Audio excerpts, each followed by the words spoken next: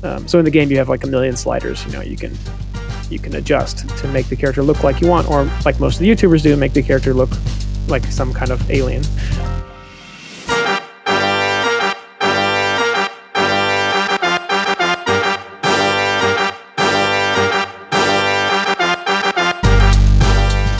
What's up, everyone? Welcome back to Moonlight Game Devs.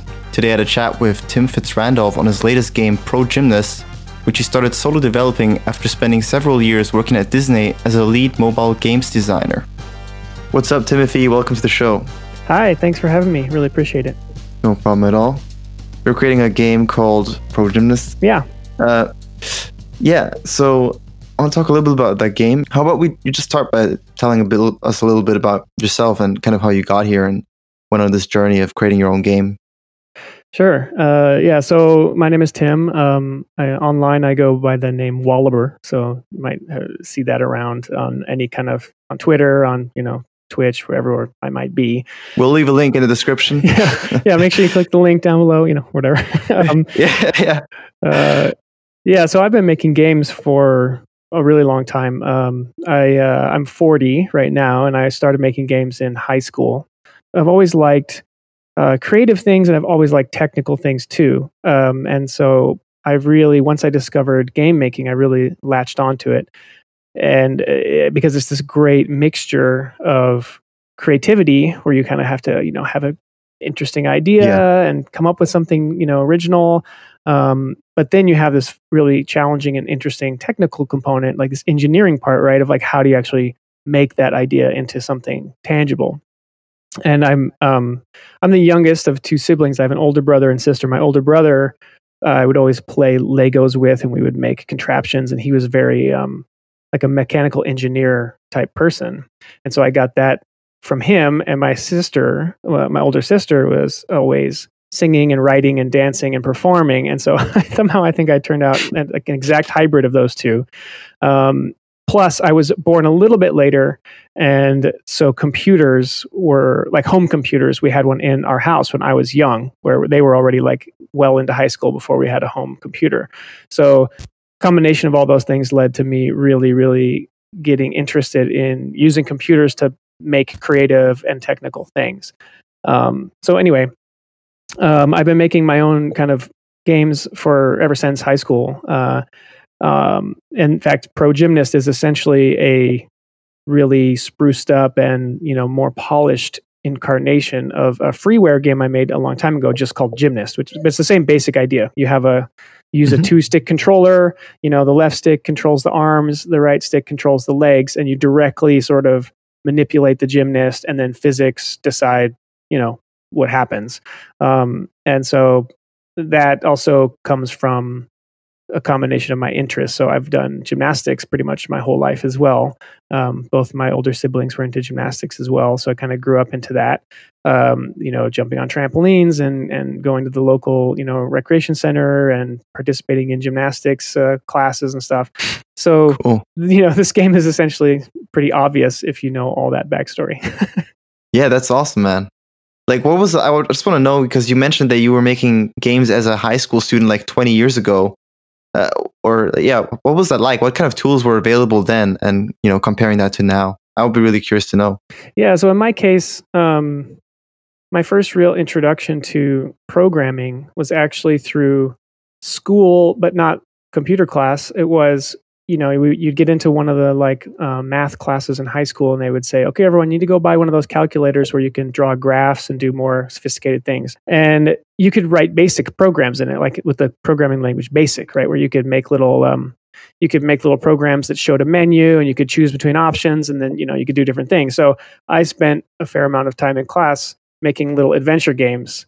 They were just text-based games, like, oh, you're in a room, then do you want to look around? Okay, you press the look around button. It says, no, there's a notebook next to you, whatever. So you say, take notebook, or those kind of games.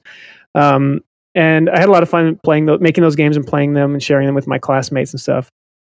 And then I had a friend who was also, interested in this kind of stuff. And we discovered there's this early program called Click and Play, which I think now has evolved and changed names multiple times. And I think the company that created it has a product called Multimedia Fusion, if I remember correctly.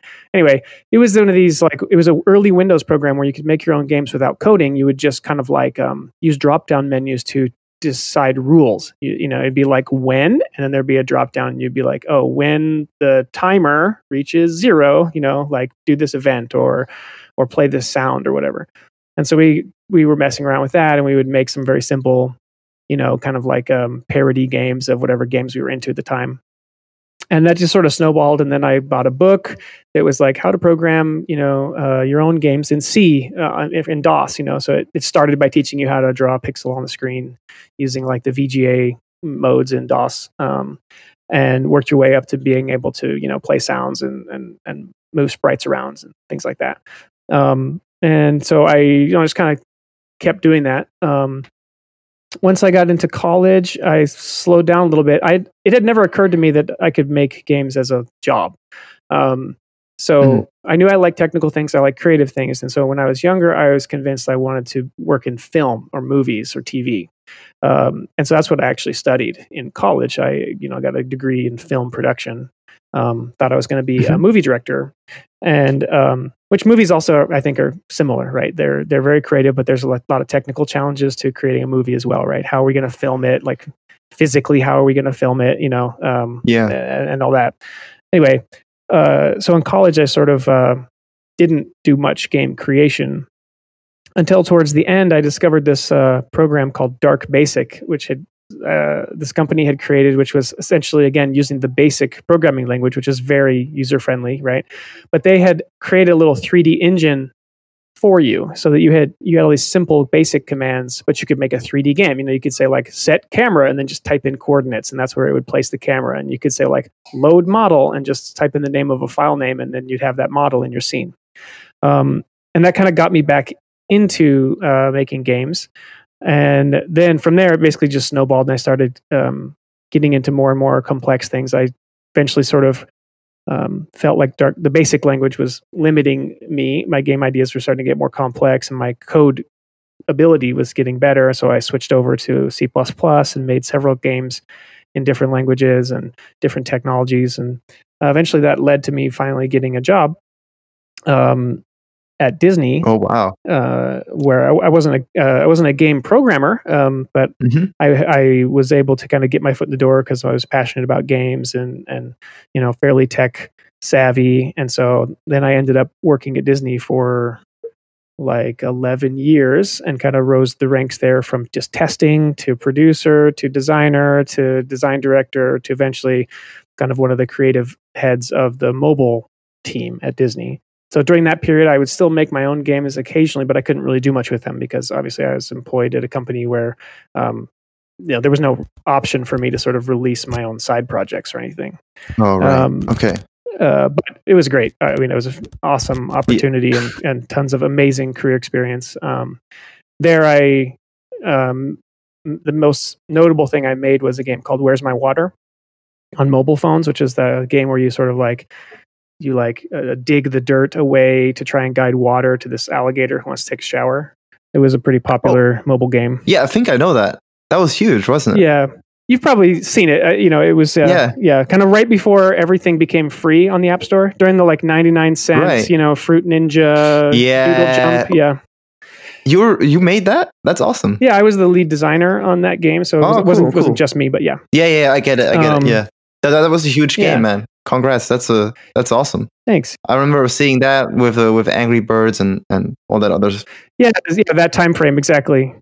So before that, I had made a game called Jelly Car, which was also on an early App Store kind of successful game that then became a Disney game, and then we made a sequel, and then we made a third one, and then the follow-up to Jelly Car. We tried to learn our lessons from why Jelly Car wasn't a bigger hit than it was, and our theory was that it was missing a character, because Jelly Car, you're just this car that can get squished and stretched and has this cool physics to it, but you know, there was no emotion really to the game. Whereas other games, like you mentioned, like Angry Birds, or at the time Cut the Rope, we looked at and we said, okay, these are physics-based games. We're good at those types of games, but they all have a character and a little bit more emotional attachment. So let's try and make a physics game with a character, and that's where Where's My Water came from.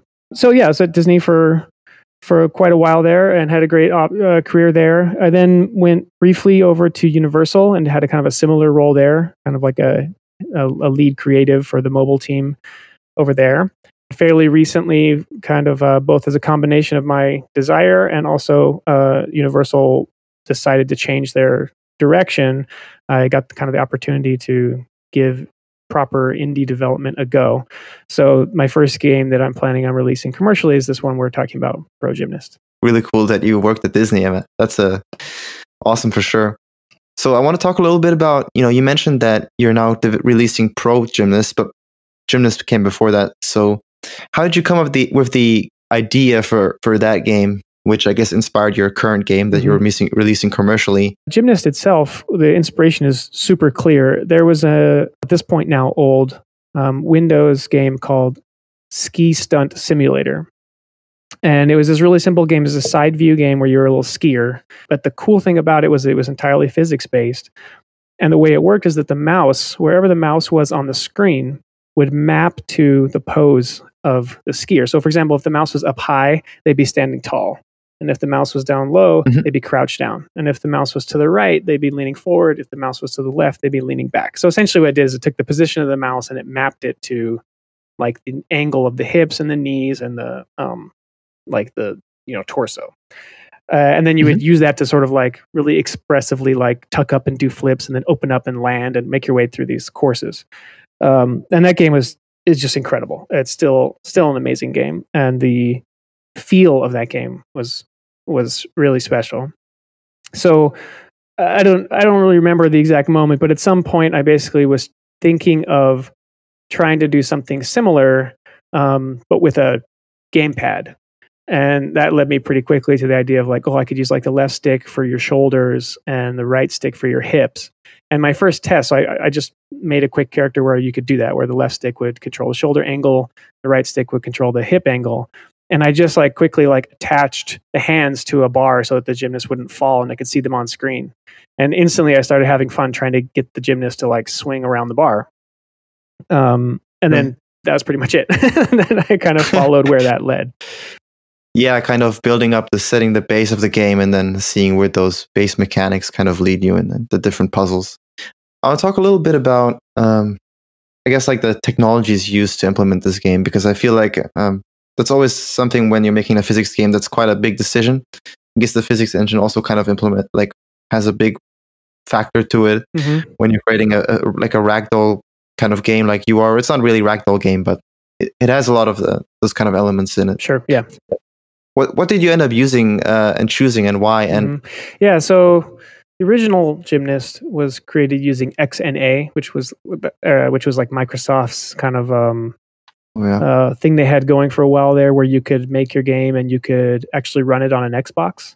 And that was like a C# was the programming language, and then that game I used this thing called Farseer Physics, which was just a physics engine that a fellow XNA creator had made, but it was very similar to Box 2D. So yeah, that's essentially what the first game was.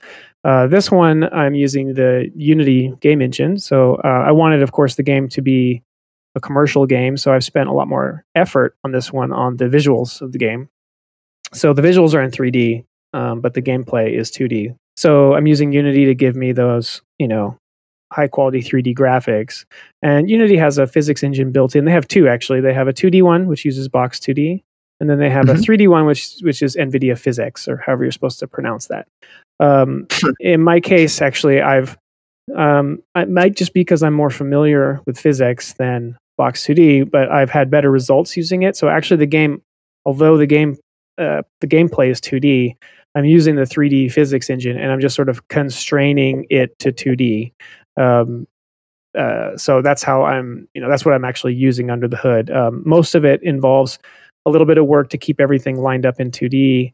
And then they have a handful of different joint types that you can use. They have this one called the configurable joint, which is this wild mess of drop downs and options that lets you make almost any kind of joint. But it's very, very intimidating at first how it works, but it is the most useful and versatile one. So my entire Gymnast is basically a handful of PhysX rigid body is connected with this configurable joint. And most of the reason that the game, I think, maybe stands out a little bit in terms of how the physics look and feel is mostly not because I've chosen some unique technology, but more just a lot of effort went into choosing and tuning the values. So the size, the mass, the forces and springs and dampers on all those joints are essentially, what gives the game its feel. Cool that you mentioned that. From what I've heard, the reason that Box 2D is like less performant is because the NVIDIA physics stuff uses like the GPU, so it's a lot more optimized. And from what I've heard, it doesn't really make that much sense to use Box 2D. So I think you made a good choice there. Yeah, it's kind of surprising. I did start by going, well, I should use the 2D one, right? And by many accounts, Box 2D is a really great physics engine. So I doubt that there's some fundamental flaw in it. I'm sure it's more the way I was implementing it and using it. But I was less worried about performance actually in this case, because the game, does not have a huge number of simulated objects in any given moment. It's a very confined game, right? I mean, you have the Gymnast, which is a known number of parts, and then you have the level, and that's variable, but it's still in a very small scale. So, in my case, I was way more worried about stability, because one of the main things you often run into with physics simulations is if you connect many objects together in a chain of joints, that's one of the harder things for the physics system to resolve, right? Like, whoa, this object moved, but then this one wanted to move too, but those two have to be constrained to be, meeting at this one hinge point or whatever, and then that ripples all the way down this chain. And it can be very difficult for it to resolve and stay stable, because otherwise, something like two constraints can fight against each other, and you get like oscillations or wobble, or in the worst case, the thing like explodes, and the numbers just break.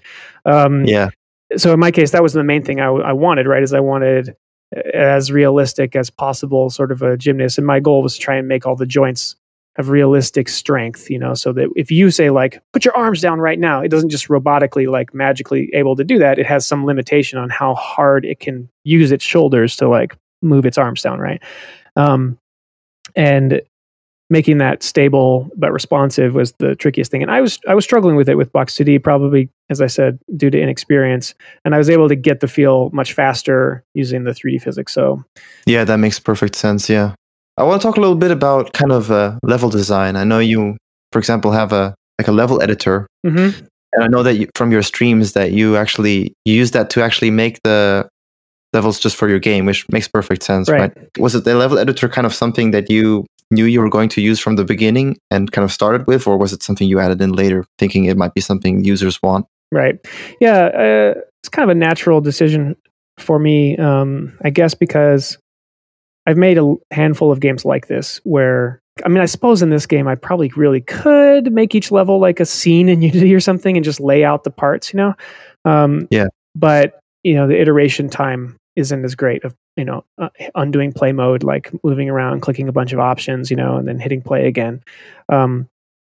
Anyway, I just sort of naturally was like, yeah, okay, I'm going to want a level editor, even if it's just for me. And my thought process is usually, well, would this game be the kind of game where there's a lot of possibilities in the level design? And if yes, then that means that could potentially be appealing to the players as well, which of course selfishly is valuable as well, because it means my game has sort of a more replay value. Not for every player, right? I certainly don't expect every player to care that there's a level editor or to be motivated to use it. But the fact that it's there means that the players that are into that can particularly benefit. And if the game gets some, audience, and there are other people making interesting levels, eventually I could create a way for everyone to share and play those levels. I don't know if you noticed in the game, I put this like overly feature complete replay system into the game. I put a lot of effort in that just because I thought, well, this is the kind of game where things happen that you might want to capture and share. So I want to make that as easy as possible, even if you're not the type of person who's normally recording your screen. Like you can just go into this thing and like click a few buttons and, oh, there's an MP4 sitting on your desktop that you can, cool, share to Twitter or whatever. So we'll see. I don't know if anybody will use it. I hope they will. I put a lot of effort into it, but it helped me. Either way, it helped me because that's how I make most of the little GIFs and things I post as I'm working on the game. So, Yeah, it's awesome how you're kind of creating tools for yourself. that are also making it into the game for features for your users as well. That's really cool. Kind of like the level editor. It's even if it just turns out to be mostly for me, it still was valuable. It's not a tremendous amount of work to make it slightly more user friendly enough to be part of the game. So why not do it? That's kind of the line of thinking. And I like that. Then I like the sort of clarity or the beauty of I didn't cheat. I made a level editor. It shipped in the game, and every level you play in the game, you could make with it. With a small exception, now that I think of it, actually, with the tutorials, because I do have the game is hard. I'm sure you noticed playing it. Yeah. It's a very difficult game, and while that difficulty is kind of the point, or at least an important part of the game, I didn't want to sacrifice it. I didn't want to simplify the controls. Right. I still put a lot of effort into trying to, lead players down the path of learning how to control this thing. So hopefully it's not just a game you download and go, oh, look, it's impossible. Haha, that was nice, But you can maybe make it to the other side of of mastering the controls to the point where you can enjoy, more of the content in the game. So the tutorials do cheat a little bit, where I have some custom, objects that their entire job is just to teach you some aspect of the controls, which isn't valuable for the overall, end users inclusion in the level editor. Yeah. I mean, I think that what you mentioned there is really valuable of you don't want to lose the player at the beginning. Make them feel like it's too hard, or really have to balance it kind of and give them that early feeling of success and really having that good onboarding process where they can actually learn the controls and get somewhat decent at it. Yeah. Which I don't know, I have to admit I'm kind of struggling with this game because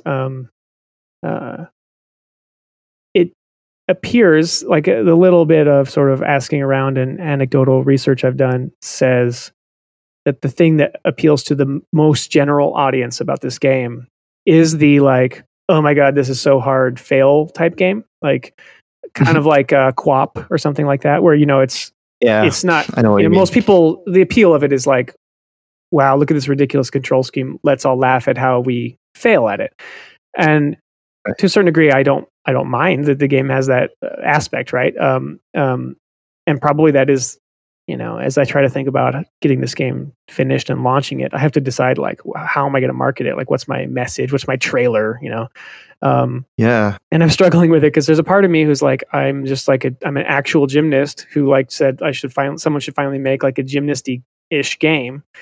And so I made one, but not one where you just press a button and they do a backflip. You actually can do almost any trick possible because of the control scheme. But at the same time, that aspect of it appeals to 9 people probably, and the wow, look at him, he landed on his head. It's one of those crazy ragdoll games, appeals to a lot more people. So I'm sort of trying to, there's been a lot of times in the design of the game where I've struggled with where to land on that, I certainly could have made a version of this game where I didn't have all those tutorials, and I was just good luck, haha, have fun with it.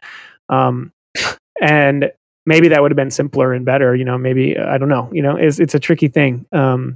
All games have this issue, where you're trying to figure out who's this game actually for, and then and how big of a audience is that, and what's the possible range for this game, and how much effort should I spend to widen it? Yeah, I can totally understand that pain there, because the way you market it is kind of, how are people gonna feel about it? Because if they feel like it's too hard, but you've marketed in kind of a, I guess, serious way, then it might be perceived more negatively. Right. But then again, you do it vice versa. The same thing can happen. But then again, either one has its own audience and own merits. For example, I feel like a game that's kind of rage baity is can be quite popular for streamers and YouTubers and that kind of community. Mm-hmm. It's kind of something that really gets out emotions, if you know what I mean, from a game. Right, which is what they want, right? Because they want to entertain their audience. Absolutely. Yeah. Yeah, I've seen a little bit of that so far. I mean, the game hasn't had much visibility yet. But a handful of YouTubers, sort of Let's Play type YouTubers, have picked it up. And yeah, they're definitely in the style of let's use this game to showcase my struggle, right? And I love that. I think it's great, and I think that the game works very well in that way. I certainly hope when it's released that all the people who want to use it to make that kind of content absolutely do. Right now my kind of general thought is that I sort of focus on that sort of, hey, you've played QWOP, maybe you've played Getting Over It. You'll like this game too. And then probably just make like a gymnast. Hey, you're a gymnast. Don't you wish a game was made for you? Is like a cheaper, simpler trailer that I just try and get in front of small pockets of gymnast fans around the world, wherever they may be. I don't know how to find them yet, but I'm sure I'll figure it out. There's Facebook groups for everything. Yeah. So it might be sort of like there's a main appeal and then there's like a sub appeal or something. I honestly find that's a great marketing strategy because, like you said, if you sort of do a little bit of a split there, you say, I'm going to market it I think that's the bigger audience personally in kind of the gaming space. For the kind of rage baity audience, like they want to get mad at the game and have these reaction videos, but then there's that other audience that you can find, but you don't need to necessarily mass market it. You just need to create, like you said, like a few GIFs or something like that, and then post them in those groups where that specific audience is located. That seems like a really good idea. Yeah, I'll let you know how it goes. Please do. Please do. I'm always looking to learn about that sort of stuff. Are you also like creating the assets yourself? Like you said that you're kind of focusing on creating more of a professional look. Like, right? Is that something that you're also quite skilled at? Not really. That's so. I would say, design and code are my strengths, but for sure. And then art, absolutely not. I'm not like, I think I have some artistic sense, but I'm not an artist. So I can make simple stuff. So the game is basically a combination of things I could acquire and use, and then I made the things that are specific to the game, but luckily are pretty simple. So, for example, the human characters, that's the biggest problem with this game, right? Is that I need pretty good looking humans to be the gymnasts. Yeah. And I wanted to offer as much customization as possible. So I'm using a system for that. There's actually like a fairly not well known, as far as I can tell, Unity thing called UMA, which I think stands for Unity Multipurpose Avatar. And it's not made by Unity. It's made by a community, but it's a pretty robust avatar system with so in the game you have like a million sliders. You can adjust to make the character look like you want, or like most of the YouTubers do, make the character look like some kind of alien. In my case, actually, it was quite hard to find just like normal human athletic clothing, because you go to the like asset stores, where you can find clothings for this avatar system, and they're almost all fantasy clothing or like military or shooter or that kind of stuff. Like just finding normal athletic outfit was actually surprisingly challenging. So that's how I'm doing the characters, and then I've kind of done a hodgepodge where I like found a bunch of hairstyles that weren't designed for the avatar I'm using, but I sort of brought them into Blender and mucked about with them and got them to fit onto the avatar that I'm using. And then there's a really great asset. I'm going to blank on the name of it right now, but I'm using I set the game in a beach location primarily because there's the whole California Muscle Beach kind of thing where they really do have like this type of equipment set up out on the beach, and people go around and swing on rings and bars and stuff. So there's a little bit of real world, reference there. And so I liked that. And I also liked that it was it's a pretty background that doesn't require a ton of assets, because it's mostly the sky and the water and the sand. And then, a few props here and there, a beach chair, an umbrella, and lifeguard stand. And so I modeled, some of those things that are far in the background and kind of blurry that you can't tell they aren't that great. And I found, assets I could use for beautiful ocean and skybox and, Cool.